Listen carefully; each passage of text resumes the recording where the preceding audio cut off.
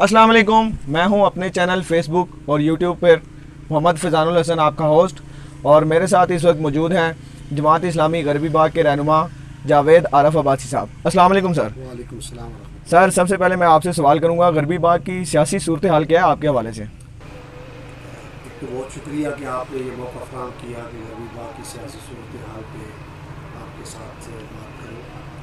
गरबी बाग की सियासी सूरत हाल में इंशाअल्लाह जमात इस्लामी 25 जुलाई को इलेक्शन जीतने जा रही है, और जिस तरह बड़े पैमाने पर लोग जमात के अंदर शामिल हो रहे हैं और जिस तरह से रिस्पॉन्स कर रहे हैं, इंशाअल्लाह यानी गरबी बाग के लिए खुशखबरी ये है कि ये 70 साल जो इस्तेसाली और फौजी का निज़ाम है, ये इंशाअल्लाह अपने इख्तिताम को पहुँचेगा। सर, जिस तरह जमात इस्लामी का काफ़िला बाज़ारों में और गरबी बाग की मेन रोड्स पे गुजर रहा है, इससे तो लगता है कि गरबी बाग को अब वाइट वॉश कर जाएंगे, लेकिन मुखालफिन ने भी सियासी हिकमत अमली जो है वो अपनी बेहतर की हुई है और वो भी घरों घरों में जाके वोट मांग रहे हैं। तो इस लिहाज से आप बताएं कि आप भी घरों घरों में लोग जा रहे हैं, लोगों को माइल कर रहे हैं अपनी तरफ? जी, हमने दस्तक मुहिम के नाम से एक जो तहरीक है वो शुरू कर रखी है, और इस मुहिम में हमारे ख़वातीन, हमारे नौजवान, हमारे बुज़ुर्ग और हमारे वर्कर्स हर घर तक जा रहे हैं, और हर घर तक जाकर वो दस्तक दे रहे हैं और वोट मांग रहे हैं। और इंशाअल्लाह उस दस्तक मुहिम के नतीजे में इंशाअल्लाह हम हर घर तक और हर फ़र्द तक इंशाअल्लाह पहुँचेंगे। सरदार अतीक इस हल्के से नाकाबिल शिकस्त हैं, वो वज़ीर-ए-आज़म भी रह चुके हैं और पिछले MLA भी हैं। आप क्या समझते हैं जो उन्होंने अभी स्कीम शुरू की हुई है इलेक्शन पे वोट मांगने की, उसको आप शिकस्त दे पाएंगे 25 को? देखें, अतीक खान कभी भी फ्री एंड फेयर इलेक्शन के नतीजे में नहीं जीते। 2011 में उन्होंने धांधली भी की, उन्होंने इलेक्शन के अंदर टिकट्स तब्दील करवा के इलेक्शन को मैनेज करने की भी कोशिश की। 2016 में मुस्लिम लीग नून का और जमात इस्लामी का इत्तेहाद था, और पूरे आज़ाद कश्मीर में एक ही सीट पर इत्तेहाद था। सरदार अतीक ने जाकर वफाकी वज़रा से शाहिद खाकान अब्बासी साहब और ख्वाजा साद रफ़ीक साहब, उन लोगों से भीख मांगी कि खुदारा आप मुझे बचाएं और अपना कैंडिडेट खड़ा करें और इस इत्तेहाद को ना होने दें। अगर वो इत्तेहाद हो जाता तो सरदार अतीक जिस असम्बली में 5 साल रहे हैं वो उसमें ना होते। 2016 में उनकी कोशिशें जारी हैं, और वो कभी इमरान खान के साथ फ़ोटो बनवाते हैं, कभी आकर शुरली छोड़ते हैं जी कि हमारा इमरान खान के साथ इत्तेहाद हो गया है। अब इत्तेहाद हो गया है भाई, तो फिर आप इलेक्शन एक दूसरे के ख़िलाफ़ क्यों लड़ रहे हैं? कोई इत्तेहाद नहीं हुआ। और इस दफ़ा जो टिकट मैनेजमेंट करते थे उस पर इंशाअल्लाह मैं हमेशा से एक बात कहता रहा हूँ कि यहाँ की अपोजिशन एक मुश्तरका हिकमत अमली के साथ इलेक्शन में जा रही है, और उस मुश्तरका हिकमत अमली का जो सबसे अहम नुक्ता था वो यही था कि हम इनको टिकट न मैनेज करने दें। बल्कि गुज़श्ता हफ्ते भी उन्होंने इस तरह की तनवीर इलियास साहब के साथ मिलकर ट्राई की, लेकिन उसमें भी बुरी तरह नाकाम हुए। इसलिए सरदार अतीक के लिए शिकस्त नविश्ता दीवार है, ना कोई अब उनकी पुश्त पर है, ना कहीं से कोई सपोर्ट मिल रही है, बल्कि वो इसीलिए गली गली दर दर जो है वो जा रहे हैं और जाकर लोगों को कह रहे हैं। लेकिन लोगों की एक रेजिस्टेंस है, आगे से लोग पूछते हैं कि आपने हमारे लिए किया क्या है, आपने इस हल्के की बेहतरी के लिए क्या किया है। तो मैं समझता हूँ कि बहुत बेदारी गरबी बाग के अंदर आ चुकी है, और ये जो मुस्लिम कॉन्फ्रेंस है ये शऊर की जद में है। सर, मेरा दूसरा सवाल आपसे ये है कि पाकिस्तान में वफाकी हुकूमत PTI की है, मेजर लतीफ़ खलीक आपके काफ़िले में थे पिछले इलेक्शंस में। जमात इस्लामी का एक बहुत बड़ा निज़ाम है जिससे गुज़र के आप रुकन बनते हैं, मेजर साहब आपके रुकन भी थे, फिर वो PTI के काफ़िले में शामिल हो गए। वफाक की हुकूमत देखते हुए लालच में, सीट में, किस चक्कर में वो PTI में चले गए हैं? देखिए, मेजर लतीफ़ साहब का मौक़िफ़ ये था कि उन्होंने 3 इलेक्शंस लड़े हैं, और उन 3 इलेक्शंस बड़ा भरपूर तरीके से लड़ने के बावजूद वो कोई तब्दीली नहीं ला सके। तो उनके जहन में ये था कि जब अगर वफाकी हुकूमत की सपोर्ट हो तो उसके नतीजे में तब्दीली लाई जा सकती है। अब ये कैलकुलेशन 25 तारीख को, बहुत थोड़े दिन रह गए हैं, सामने आ जाएगी कि क्या ये जो उनका स्टांस था या ये जो उनकी हिकमत अमली थी ये कामयाब थी या नाकाम थी। ये बात दुरुस्त है कि गरबी बाग के अंदर जब भी किसी वफाकी जो हुकूमत के बंदे को टिकट मिला है तो उसके नतीजे में आवाम की एक बड़ी तादाद जो है वो उस तरफ राग़िब हुई है। लेकिन मेजर साहब, मुझे नहीं लगता, मेरे जो अपना सियासी तजर्बा है उसकी बुनियाद पर, कि वो उतना क्राउड पुल करने में या लोगों को अपनी तरफ डाइवर्ट करने में कामयाब हुए हैं कि जो इस सीट को विन करने के लिए जो है वो ज़रूरी है। फिर जो ख़ास बात है वो ये है कि मेजर लतीफ़ खलीक साहब ने سوزوکی میں ٹرک کا لوڈ ڈال دیا ہے، یعنی وہ بہت اوور لوڈڈ ہو گئے ہیں. ان کے پاس ایسے لوگ آ گئے ہیں کہ جن کی معاشرے میں قبولیت نہیں ہے. ایسے لیڈرز آ گئے ہیں کہ جن کے خلاف عام آدمی ریئیکٹ کرتا ہے. ہر 5 سال کے بعد وہ لوگوں کو بیچتے ہیں، وہ فروخت کرتے ہیں، وہ ووٹ لوگ دیتے ہیں، عام لوگ دیتے ہیں، اور وہ جا کر اس کو کیش کرواتے ہیں، جس پر کوئی ٹھیکہ لیتا ہے، کوئی چھوٹا موٹا عہدہ لیتا ہے، کوئی چھوٹے موٹے انسینٹیو لیتا ہے. لہٰذا یہ ہے کہ میجر لطیف صاحب کے خلاف جو ریئیکشن آنا ہے وہ ان لوگوں کی وجہ سے آنا ہے کہ جو بدنام زمانہ لوگ ہیں اور جنہوں نے ان کو جوائن کیا ہے. میجر صاحب نے برکوٹ بازار میں بھی ایک ایسی حرکت کی جس سے ان کے کافی ووٹ بینک میں جو ہے وہ تبدیلی بھی آئی ہے. پہلے کافی لوگ ان کو میچور سمجھتے تھے، لیکن برکوٹ بازار میں ایسی حرکت آپ کیا سمجھتے ہیں، یہ ایک میچور لیڈر کی نشانی ہے؟ کہ میجر صاحب بنیادی طور پہ ایک جنگجو مائنڈ رکھنے والے ہیں، اور انہوں نے ایک بڑی جدوجہد کی ہے، اور اس جدوجہد کے اندر انہوں نے بڑی مشکلیں سہی ہیں، پابند سلاسل رہے ہیں، ماریں کھائی ہیں، بہت صعوبتیں برداشت کی ہیں. تو ظاہر ہے کہ پھر ان کا جو پوری سیاست کی اٹھان ہے وہ بہت زیادہ ریئیکشنری ہے. اب ظاہر ہے کہ ایک بندہ 20-25 سال سے محنت کر رہا ہے اور اچانک اس کو پتہ چلتا ہے کہ اس کی گیم خراب کرنے کے لیے کچھ لوگوں نے، یہاں کا جو مافیا بیٹھا ہوا ہے، جو مختلف اداروں میں بیٹھا ہوا ہے، جو مختلف محکموں میں بیٹھا ہوا ہے، وہ ان کو ناکام کرنے کے لیے کوئی اس طرح کی حرکت کرتے ہیں کہ جہاں پہ جو الیکشن کے اندر پری پول ریگنگ جس کو کہتے ہیں اس طرح کی کرتا ہے. تو یہ ریئیکشن آنا ظاہر ہے کہ ایک فطری بات ہے.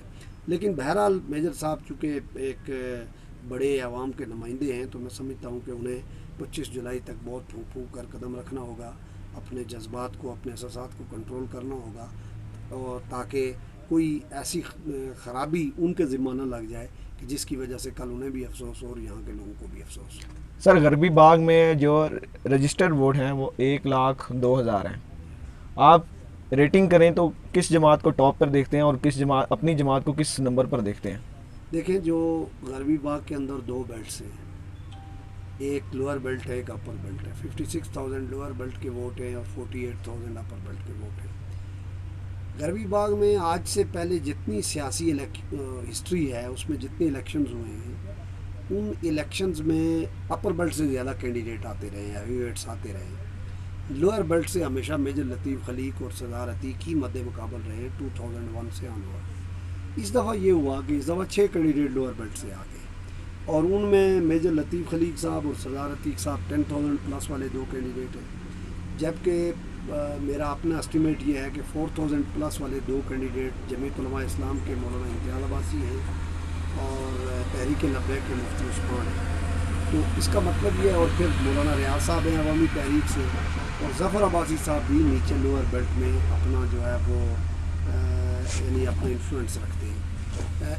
اس طرح اس ساری صورتحال میں لوور بیلٹ کا جو ووٹ ہے وہ بہت بری طرح تقسیم ہو رہا ہے. اپر بیلٹ کے اندر صرف 2 کینڈیڈیٹ ہیں، ایک نون لیگ کے کینڈیڈیٹ ہیں فیصل آزاد صاحب، اور دوسرے ہیں خالد محمود صاحب. وہ کہ جو سینٹر بیلٹ ہے اس میں سے خاور قیوم صاحب بھی ہیں، لیکن خاور قیوم صاحب جو پورا علاقے کی، اس حلقے کی جو اپر بیلٹ کی سیاست ہے اس میں بہت زیادہ انفلوئنس نہیں رکھتے. تو 2 کینڈیڈیٹس میں سے کسی ایک کا انتخاب ظاہر جاتا ہے. آپ جس علاقے سے الیکشن لڑ رہے ہوتے ہیں، اپنی برادری ہوتی ہے، کنبہ قبیلہ، دعا اسلام، پڑوس، یہ ساری چیزیں، اور پھر اس اپر بیلٹ میں بہت محرومی ہے. ہم یہ دیکھ رہے ہیں کہ اپر بیلٹ میں پہلی دفعہ یہ امید پیدا ہو رہی ہے کہ وہ اپنا نمائندہ منتخب کر سکتے ہیں. اس بنیاد پر لوگوں کی ایک بڑی تعداد جو ہے وہ ہماری جماعت کے ساتھ اور ہمارے کینڈیڈیٹ کے ساتھ سپورٹ کر رہی ہے. تو انشاءاللہ جی ہمیں یقین ہے کہ ہمیں جو وننگ ووٹ ہے وہ اس وقت 17-18 ہزار جو ہے وہ اس پہ فیصلہ ہو جائے گا، چونکہ زیادہ پارٹیز ہیں، کینڈیڈیٹ زیادہ ہیں، تو انشاءاللہ ہم جو وننگ ووٹ ہے اس کو اچیو کر لیں گے.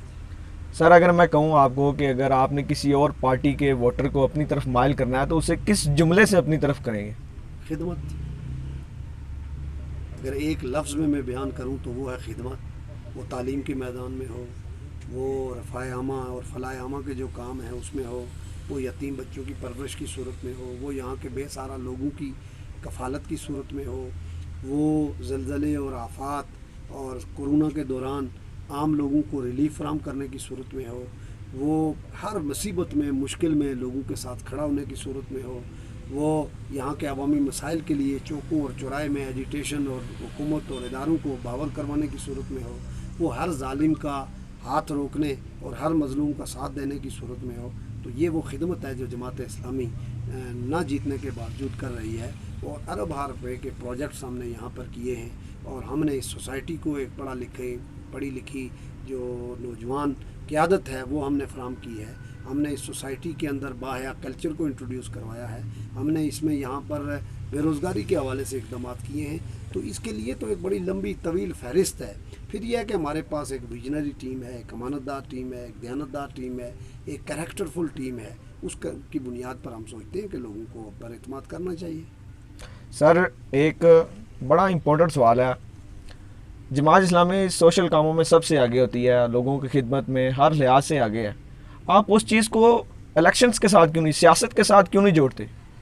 یہ بڑا اہم سوال ہے. مصیبت یہ ہے نا کہ جس طرح عام لوگوں کے اندر ایک کنفیوژن ہے کہ دین کا دنیا کے ساتھ کوئی تعلق نہیں، اسی طرح ایک اور بڑا کنفیوژن موجود ہے کہ لوگ سوچتے ہیں کہ سیاست کا خدمت کے ساتھ کوئی تعلق نہیں. لوگ ہمیں مشورہ دے رہے ہوتے ہیں بعض اوقات کہ جی آپ یہ خدمت کریں، جی سیاست آپ کے بس کی بات نہیں ہے. لوگ یہ کہتے ہیں، لوگ کہتے ہیں جماعت اسلامی صرف گوشت لانے کے لیے. تو اس میں ہم یہ کہتے ہیں کہ بھائی سیاست کا مقصد ہی خدمت ہے. اگر آپ خدمت نکال دیں سیاست میں سے تو پھر کرپشن بچتی ہے، پھر سردار عتیق بچتا ہے، پھر مسلم کانفرنس بچتی ہے، پھر اسکیم خور بچتے ہیں، پھر لوگوں کا مال ہڑپ کرنے والے بچتے ہیں. بھائی سیاست کا مقصد خدمت ہے، لہٰذا یہ ہے کہ جو خدمت بغیر وسائل کے، سرکاری وسائل کے، حکومتی وسائل کے ہم کر رہے ہیں. دیکھیں نا سیاست میں کیا ہوتا ہے، سیاست ایجوکیشن کو ٹھیک کرنے کا نام ہے، سیاست انفراسٹرکچر کو بہتر کرنے کا نام ہے، سیاست جو عوام ہیں ان کی معیار زندگی کو بلند کرنے کا نام ہے. تو کیا یہ جماعت اسلامی اپنے ریسورسز سے نہیں کر رہی؟ جب ہمارے پاس حکومتی ریسورسز آ جائیں گے تو ہم بہتر طور پہ خدمت کر سکتے ہیں. اور یہ کنفیوژن جان بوجھ کے پھیلایا جاتا ہے، اور یہ اس لیے پھیلایا جاتا ہے تاکہ عام لوگ کنفیوز ہوں. یہ اگر ان کی طرف چلے گئے، انہوں نے تو اخلاص کے ساتھ، مخلصی کے ساتھ کرنا ہے، خدمت کرنی ہے، کرپشن تو کرنی نہیں ہے. اس بنیاد پہ سارا ہمارے خلاف ایک پروپیگنڈا ہوتا ہے. اور بہرحال ہم اس دنیاوی سیاست کے ساتھ ساتھ جو اخروی فلاح ہے اس کو بھی اپنے پیش نظر رکھ کے لوگوں کی خدمت جو ہے وہ کر رہے ہیں. اور پھر یہ دیکھیں جماعت اسلامی ایک حقیقت ہے. جماعت اسلامی نے ہر الیکشن ہارا ہے، ہماری کوئی گورنمنٹ نہیں رہی، لیکن آپ دیکھیں کہ جماعت اسلامی موجود ہے. مسلم کانفرنس سے صرف پچھلے 10 سال میں ذرا ہاتھ ہٹا نا، چھتری ہٹی، تو آپ دیکھیں کہ ریاست کی سب سے بڑی جماعت دیرکوٹ تک محدود ہو کر رہ گئی. اور انشاءاللہ 25 جولائی کو یہ دیرکوٹ والا کام بھی ختم ہونے جا رہا ہے. تو جو خدمت ہوتی ہے وہ آپ کو زندہ رکھتی ہے، اور جماعت اسلامی انشاءاللہ اپنے اس خدمت کے بلبوتے پہ انشاءاللہ زندہ ہو جاوے. آخر میں میرا سوال ہے سر، آپ حکومت سے بھی پیسہ نہیں لیتے، خزانے سے بھی پیسہ نہیں لیتے، پھر بھی آپ پہ الزام لگتا ہے جی آپ پیسے کھا گئے ہیں. دیکھیں پیسے کھانے کے لیے ہوتے ہیں، لیکن ہم ناجائز نہیں کھاتے، ہم حلال کھاتے ہیں. دیکھیں نا جو ہمارے جو لوگ ہیں، میں آپ کو ایک مثال دوں. ہم نے ناڑا کوٹ میں ایک واٹر سپلائی اسکیم کو پروجیکٹ کیا. اس پروجیکٹ پہ 4 ہم نے ٹینکس بنائے، اس کو لفٹ کیا، موٹرز لگائیں، پائپ لگائے، اور اس کی جو ایسٹیمیٹڈ کاسٹ تھی وہ 15 لاکھ تھی، لیکن جو ایکچوئل کاسٹ آئی وہ 7,20,000 تھی. اور اگر وہ گورنمنٹ کا منصوبہ ہوتا تو 1 کروڑ روپیہ محکمہ اور حکومت کھا جاتے. بالکل. دیکھیں کسی کے پاس ثبوت ہے تو وہ لے کے آئے نا جی.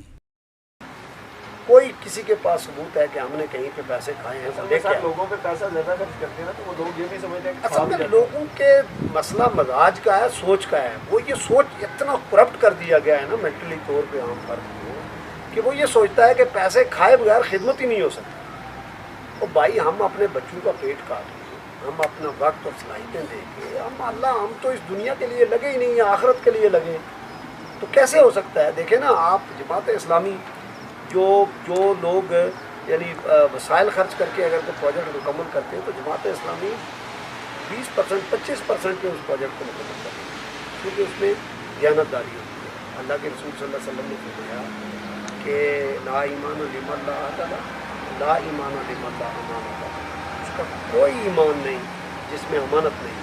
اور یہ ہمارے لیڈر خائن ہیں، نمائندے ہمارے خائن ہیں، ان کے کارندے چور ہیں، اسکیم خور ہیں، کرپٹ ہیں، بددیانت ہیں. ہم نے کبھی کوئی بددیانتی نہیں کی. जमात इस्लामी ने सराज इलाक़ की सूरत में खैबर पख्तूनख्वा के अंदर 5 साल वजारत ख़जाना चलाई है। कभी 1 रुपये का इल्ज़ाम उन पे लगा। नेमतुल्लाह खान ने पूरा कराची शहर चलाया है। आज़ाद कश्मीर का तो 100 कुछ जो है ना वो बजट है, तो वो यानी उससे कई गुना ज़्यादा बजट था। कभी कोई कह सकता है कि नेमतुल्लाह खान ने 1 रुपये की करप्शन की? ये हमारा कैरेक्टर है, ये हमारा असासा है, इसको लेके हम चलते हैं। इस बुनियाद पे ये बिल्कुल बेबुनियाद इल्ज़ाम। असल में ये जो है ना वो चाइनीज़ कहावत है कि झूठ इतना बोलो तो सच लगने लगे। ये जो चोरियाँ करते हैं, लोगों की जेबें काटते हैं, स्कीम हो रहे हैं, ये इतना शोर डालते हैं, ये इसलिए डालते हैं कि दूसरे को भी ये समझते हैं कि इसको भी बदनाम किया जाए। तो असल में दरअसल वो अपने मुंह पे गालत मल रहे होते हैं, वो अपना करैक्टर लोगों के सामने रख रहे होते हैं। हम भी किसी शख्स पे नहीं इस तरह इल्ज़ाम लगाते हैं। हम ये कहते हैं कि आज मैं आपको एक मिसाल दूँगा। जून के महीने में महकमा लोकल गवर्नमेंट पूरा साल बैठा रहता है। बजट के लिए ये लोकल कम्युनिटी इंफ्रास्ट्रक्चर के लिए जो पैसा तकरीबन 4 करोड़ रुपये आता है हफ्ते में, ये तकसीम नहीं करता। जून के महीने में क्या होता है? जून के महीने में अकाउंट खोले जाते हैं, गवर्नमेंट के अकाउंट से पैसा जो है वो ट्रांसफ़र होता है। इस दफ़ा नून लीग ने और मुस्लिम कॉन्फ्रेंस ने 4 करोड़ रुपया खा पी लिया और कोई पूछने वाला नहीं है। इलेक्शन आ गए, लोग इलेक्शन के हंगामों में, कहाँ है वो स्कीमें? सर ऐसी करप्शन तो पाकिस्तान में भी है, हर पार्टी की है, मुस्लिम लीग नून की है, पीपल्स पार्टी की है, लेकिन लोग फिर ऐसे जाहिल हैं कि फिर उन्हीं पार्टियों को अलग कर देते हैं और ऐवानों में वही लोग जाके फिर हमारा फ़ोन पूछते हैं। तो ये कब तक रवायत बरकरार रहेगी? लोग कब मचोर होंगे? मीर तकी मीर ने कहा था ना कि मीर क्या सादा है, बीमार हुए जिसके सबब उसी अवतार के लोगों से दुआ। बात यह है कि हमारी आवाम पूरे 4 साल 11 महीने जिनको गालियाँ देती है, बुरा भला करती रहती है। ये जब भगदड़ मचती है ना, जिसको कर्मस कहते हैं इलेक्शन का, तो उनको समझ ही नहीं आती कि क्या करें। कोई बरादरी के नाम पे, कोई पग के नाम पे, कोई मतलब अपनी इज़्ज़त के नाम पे, कोई फैमिली के नाम पे वो उनके पास पहुंच जाता है। मेरी इज़्ज़त का ख्याल करें जी, मेरा मसला है। इस बुनियाद पर लोगों को सच्ची बात यह है कि फ़ैसला करने ही नहीं दिया जाता। और वो ये जो इलेक्शन होता है, आप देखें ना, ये जो इलेक्शन हो रहा है, बड़े अफसोसनाक ये सूरत हाल है कि ये इलेक्शन लग ही नहीं रहा कि कानून साज असम्बली का इलेक्शन है। ये ऐसे लग रहा है ये लोकल बॉडीज़ का इलेक्शन है, कोई ये टूटी खंबा नलका इसका इलेक्शन हो रहा है। ऐसे ही और फिर आप देखें कि उसके ऊपर फिर अभी एक और जो चेंजिंग आई है, वो पार्टियों का इलेक्शन भी बहुत हद तक कम हो गया है, नज़रिया ख़त्म हो गया है। वो ये रहा है कि उसमें कि लोग polling station to polling station एक दूसरे को हराने और जीतने के लिए टब्बर और एक दूसरे की बालादस्ती के लिए कोशिश कर रहे हैं। तो बहरहाल ये एक अफसोसनाक सूरत हाल है। इसमें हमें नज़रियात को और सियासत को मुस्बत जो है वो समझते जाने की। शुक्रिया सर, आपने हमारे चैनल को टाइम दिया, बहुत आपको खुश रखें। Thank you. और आपकी जमात को बेहतरीन हिदायत से नवाजे, आपकी मेहनत का मुताबिक। बहुत शुक्रिया। ये थे हमारे साथ जमात इस्लामी के रहनुमा। हमारे चैनल को सब्सक्राइब कर दें और बेल आइकन को लाजमी प्रेस कर दें ताकि आने वाली वीडियोस आपको नोटिफिकेशन के ज़रिए हासिल होते रहें। अल्लाह हाफ़िज़ नासिर। पाकिस्तान जिंदाबाद।